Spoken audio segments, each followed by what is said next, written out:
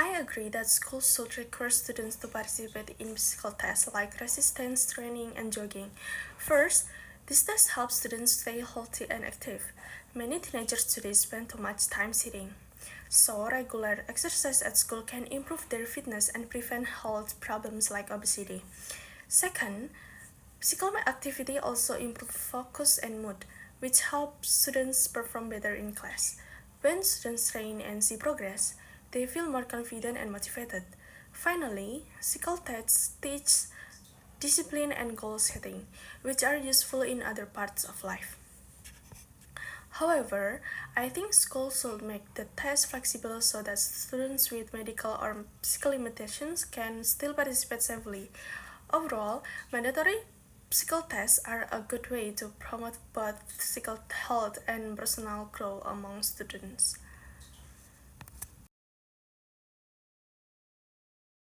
He disagrees with the new policy. He thinks limiting consecutive visits isn't a good idea. First, he says choose visits are not as descriptive as people claim. If roommates ask permission and are respectful, visits can actually improve relationship. He gives an example where his roommate's brother stayed after asking, and their relationship got much better. Second, he argues that problem can be solved by simple courtesy rather than a strict rule. Finally, he points out a practical downside. Students in single rooms would have to find outside accommodations for visitors if the rule is enforced, which wastes time and money. So overall, he believed that universities should rely on respectful behavior and common sense instead of imposing a blanket visitations limit. In the reading passage, hilltopping is described as a mating behavior where male insects climb to the tops of hills to attract females and show that they're strong and genetically fit. In the lecture, the professor explained this idea using butterflies and webs. He mentioned that male Agana marojo butterflies actually fly up really high over 2,500 meters to compete with other males for the best territories. Because the higher they are, the better their chance of finding a mate. He also talks about tarantula hellwebs, which do something similar. The males go up to the tops of hills to compete, and researchers found the large web tends to stay higher up. But interestingly, they also found large webs on lower hills, which means mating doesn't only happen at the peak. So overall, both examples show that hilltopping is mainly about male insects competing for better mating opportunities. In the lecture, the professor explained that business build two types of connection with their customers, social and economic, to increase loyalty and sales. Social connection is from when companies build personal relationship with customers. For example, the professor mentions a woman who was unsure about buying a supplement, but after talking to a helpful staff member, she felt more confident and made the purchase. This shows that real human interaction, not automated systems, help customers feel valued and more likely to stay loyal. The economic connection, on the other hand, is based on providing financial benefits like discount or coupons. The professor gave his own example of going to Starbucks just because he had a coupon that was about to expire. This demonstrates how economic incentives can motivate customers to make purchase and choose one company over other. Overall, both types of connection help business attract and keep loyal customers.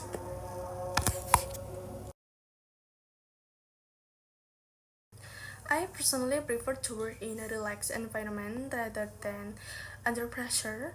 When I'm calm, I can focus better and think more creatively.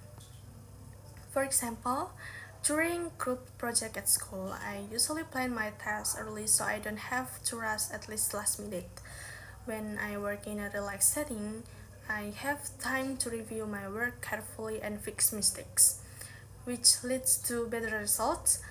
On the other hand, when I'm under too much pressure, I get nervous and sometimes forget small but important details.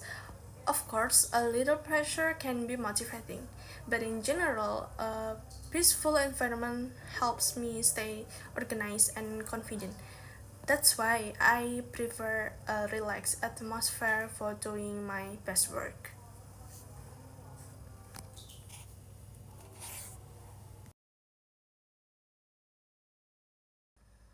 In the announcement, the university plans to use special funding to add more exercise machines to the campus gym. This decision was made because many students complained that there weren't enough machines available. However, in the conversation, the man disagrees with this plan. He says that gym isn't actually overcrowded. He goes there often and never has to wait to use any machines. He also pointed out that the campus already provides plenty of other exercise options, such as swimming, running pads, fitness programs, and sport teams.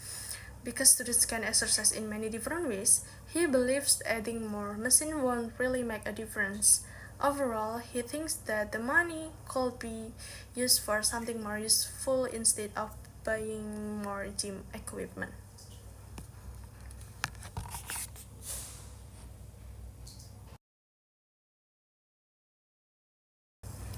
In the reading passage, the law of diminishing returns explains that when more variable inputs like labor are added to a fixed input such as land or machinery, the additional output will eventually decrease. In the lecture, the professor illustrates this with an example of a farmer. At first, when the farmer hires more workers, production increases because there are more people to help. However, as more and more workers are added, the farm becomes crowded and they start getting in each other's way. As a result, each extra worker produces less and less output. This shows the law of diminishing returns because even though the farmer keeps adding labor, the total production does not increase at the same rate and may even drop.